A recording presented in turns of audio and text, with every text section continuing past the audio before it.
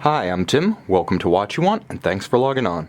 Today, we're looking at the Patek Philippe 5170G-001, 39.5 millimeters in 18 karat white gold. You can see this Patek Philippe chronograph on our website, watchyouwant.com.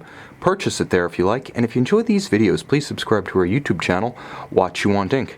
On my wrist, 6 1/3 inches, 16 centimeters in circumference, you can see that the 5170 is quite a bit more compact than its predecessor, the 5070. That 42 millimeter watch pushed the limits of some tastes, but the 39.5 millimeter measurements of the 5170 are quite discreet, compact, and traditional.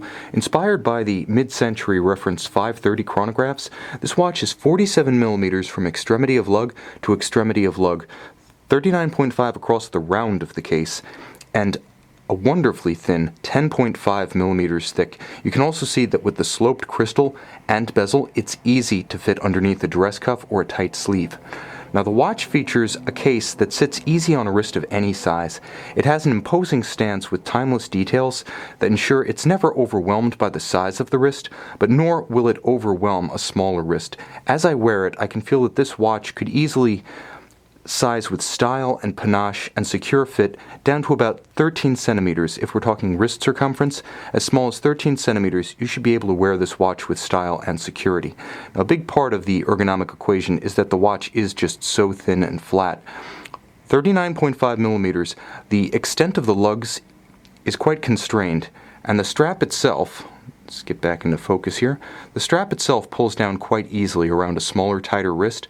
Patek does a great job of keeping this watch flat and compact, and that goes for the strap as well. Minimally bolstered, you can see it's a rectangular black alligator leather scale with a monotone stitch. Easily flexes, you can see on the bottom there's a contrasting calfskin for a supple feel against the skin, and then of course a high quality Calatrava cross style single deployant Patek Philippe 18 karat white gold clasp. Beautiful and beautifully secure. Now, one ergonomic refinement that I greatly appreciate is the fact that the watch features pull tab quick change spring bars on both sides. That's a nice consideration from Patek Philippe, which ensures you'll never have to take a jeweler's tool to this watch if you do want to swap straps at home. Now the dial, the lugs, the bezel, this is where the watch really sets itself apart from its predecessor, the 5070. That was a larger watch, albeit with a smaller movement. The old Lemania 2310 caliber, elaborated by Patek Philippe for the 5070, was a bit undersized relative to the outright dimensions of the 5070. Here we have Patek Philippe's caliber 29-535, sized properly to fit in a 39.5 millimeter case. As a result, you can see that the chronograph subregisters have been pushed out a bit compared to the 5070. They eat into the minute track a little bit, creating a distinctive and somewhat charming little visual flourish. Likewise, you can see that the subcounters themselves are somewhat out of line with the cannon pinion. They're sunk down a little bit towards the 6 o'clock side of the dial. You can see how their center line rests just below the center line of the hands at center. Small visual refinements like this set the watch apart from its predecessor, but there are also pronounced ones. The lugs are far finer and more delicate, more tapered, with a more complex contour than the straighter, more massive lugs of the 5070. And the pulsation scale, in this case, is far more open, spacious. It breathes better than the tachometer and minute scale featured on the 5070.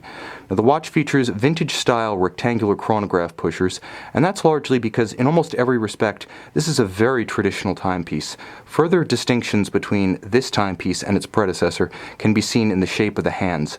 A baton chronograph seconds hand on the 5070, a lancet here on the 5170.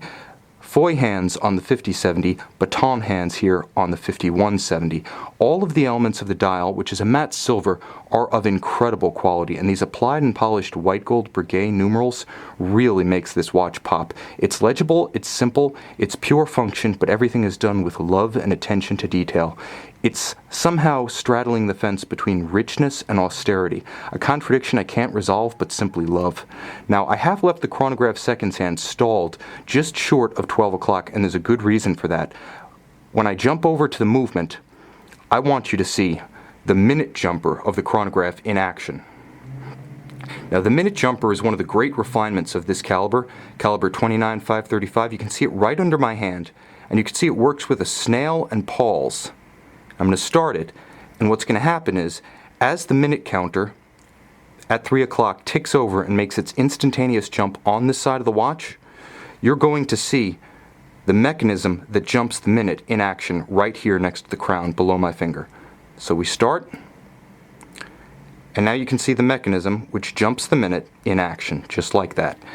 Now, since the chronograph is in motion, I'm going to emphasize that the caliber 29535 is a traditional column wheel lateral clutch system. So you can actually see the driving wheels of the chronograph as they mesh with the center wheel. If you watch, you can slowly observe the spokes of that center wheel turning as the driving wheels of the train are transmitting the mainspring's power to the chronograph's seconds hand as it ticks away at 4 Hz or 28,800 vibrations per hour. Now in this mode with the chronograph running, this Patek Philippe seal caliber, which I have to say is like a glittering jewel, like looking through a forest of finely finished metal, the chronograph can be run for 58 hours. Chronograph off, the watch has a 65-hour power reserve. It does feature a traditional Patek Gyromax style free-sprung balance. Only 5.35 millimeters thick, it's an incredible amount of content with 33 jewels and 269 parts packed into this 39.5 millimeter case. This is the face of the future at Patek Philippe. No longer based on an Bausch, the movement is entirely in-house and beautiful. Sophisticated, refined, and yet delicate in its presentation, timeless in its details.